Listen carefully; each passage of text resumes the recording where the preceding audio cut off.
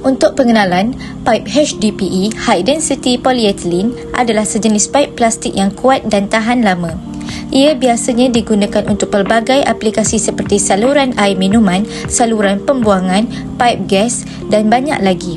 Pipe HDPE tahan terhadap korosi dan reaksi kimia serta fleksibel untuk mengatasi perubahan tanah. Latar belakang bagi pipe HDPE. Yang pertama ialah tahan kakisan. HDPE sangat tahan terhadap kakisan kimia, menjadikannya sesuai untuk mengangkut air, bahan kimia dan sisa menghakis. Yang kedua, ringan. Pipe HDPE agak ringan, menjadikan pemasangan lebih mudah dan kos pengangkutan lebih rendah. Yang ketiga ialah rintangan tekanan.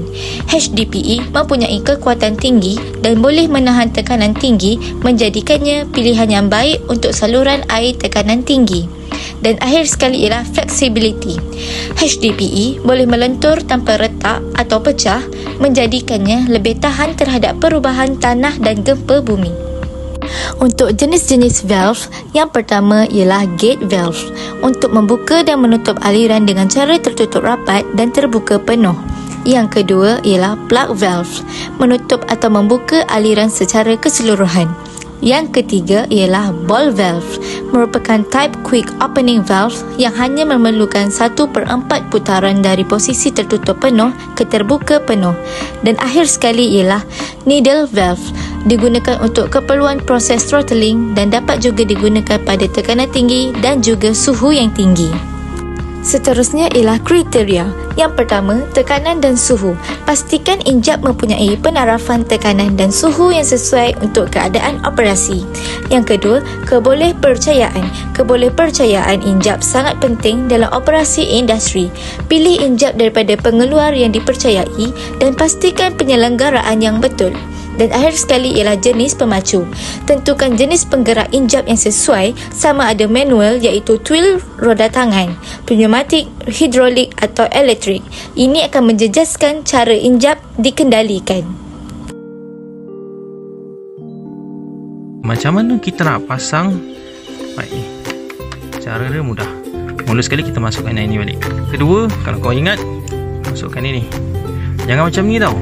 Mesti dalam keadaan macam ni. Dalam dia yang menguncup sikit. Ini besar kan, menguncup sikit. Masuk. Yang ketiga, kita masukkan benda ni. Nampak?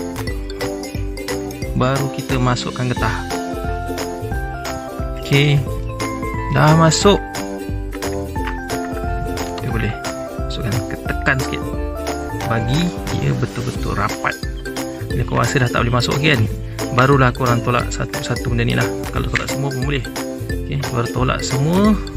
Bila korang sambil tekan ni, okay, kau ni tekan, ini kau tekan. Okay. Okay, dah siap. Alatan untuk pemasangan pipe HDPE. Yang pertama, kelengkapan gabungan soket.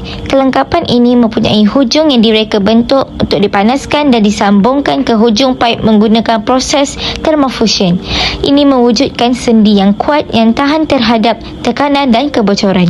Yang kedua, kelengkapan gabungan butt. Kelengkapan ini digunakan untuk sambungan pipe menggunakan kaedah gabungan punggung, di mana hujung pipe dan kelengkapan diletakkan bersentuhan dan dipanaskan sehingga cair, kemudian dicantumkan. Ini menghasilkan sendi yang tahan terhadap tekanan dan tidak mempunyai jurang yang ketara. Akhir sekali ialah kelengkapan electrofusion. Kelengkapan ini menggunakan arus elektrik untuk menyatukan hujung pipe dan kelengkapan. Proses ini menggunakan pemanasan untuk menyambung kedua-duanya dengan kukuh. Kegunaan. Yang pertama, menyambung pipe. Kelengkapan membenarkan menyambung pipe ke pipe atau pipe ke komponen lain seperti siku, T atau injap. Ini membolehkan pembentukan struktur rangkaian pengagihan air yang kompleks dan mengikut keperluan. Yang kedua, melaraskan arah dan sudut aliran. Kelengkapan siku, contohnya, digunakan untuk menukar arah aliran pipe. Mereka membenarkan perubahan sudut tanpa menjejaskan integriti sistem. Yang ketiga, pelarasan tahap tekanan dan aliran. Kelengkapan seperti injap dan pengurang digunakan untuk mengawal tahap tekanan dan aliran air di pelbagai bahagian rangkaian pengedaran. Dan akhir sekali ialah penyelenggaraan dan pembaikan. Kelengkapan membenarkan akses untuk penyelenggaraan, pembaikan atau penggantian bahagian paip tanpa perlu menggantikan keseluruhan saluran paip. Akhir sekali ialah kesimpulan. Formula untuk belajar memasang paip melibatkan pemahaman pelbagai jenis paip seperti paip PVC dan besi serta langkah-langkah yang perlu diambil semasa pemasangan. Di samping itu, adalah penting untuk mengetahui alat yang diperlukan seperti gergaji paip dan spana dan memahami langkah keselamatan semasa menjalankan kerja pemasangan paip. Aspek penting lain termasuk cara menyambungkan paip dengan betul, memastikan kualiti air yang baik selepas pemasangan dan juga keupayaan untuk menyelesaikan masalah jika timbul ketidaksempurnaan semasa proses pemasangan.